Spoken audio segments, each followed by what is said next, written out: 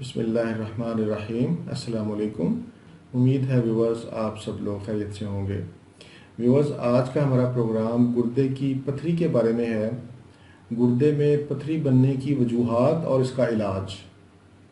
سب سے پہلے میں تمام ویورز کا بے حد مشکور ہوں کہ انہوں نے میرے پروگراموں کو پسند فرمایا۔ میرے لیے یقیناً یہ خوشی کا باعث ہے۔ ویورز، آپ کو میرے پروگرام اچھے لگیں تو ان کو ضرور شیئر کریں تاکہ اور لوگوں کا بھی بھلا ہو، اور میرا چینل بھی سبسکرائب کریں تاکہ میری آنے والی ہر پوسٹ آپ تک بر وقت پہنچ سکے۔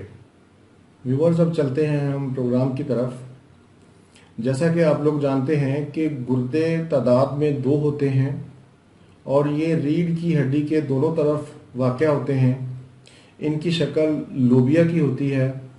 ایک گردہ تھوڑا بڑا اور ایک تھوڑا چھوٹا ہوتا ہے۔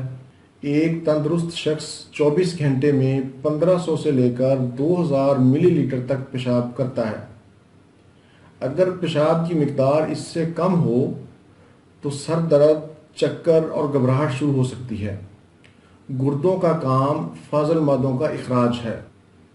ویورز، گردوں میں پتھری اور ریت کا بننا یہ ایک تکلیف دہ عمل ہے۔ گردے میں پتھری کی وجہ سے ہونے والا درد بہت زیادہ خطرناک ہوتا ہے۔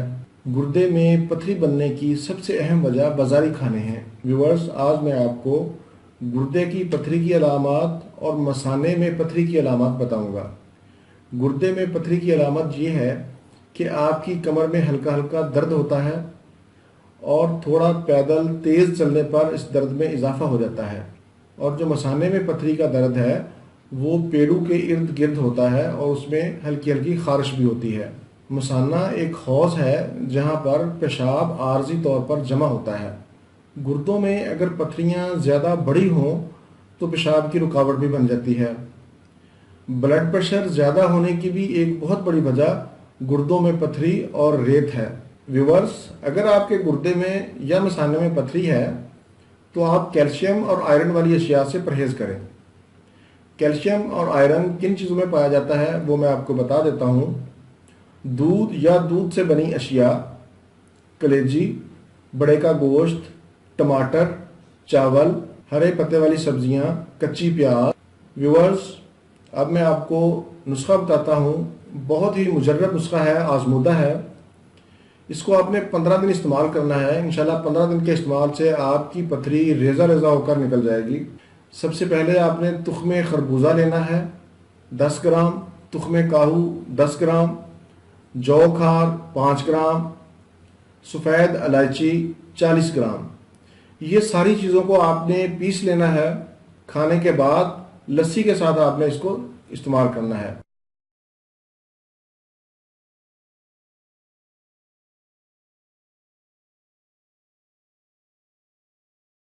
کھانوں کے درمیانی وقفے میں پانی کا استعمال زیادہ کریں۔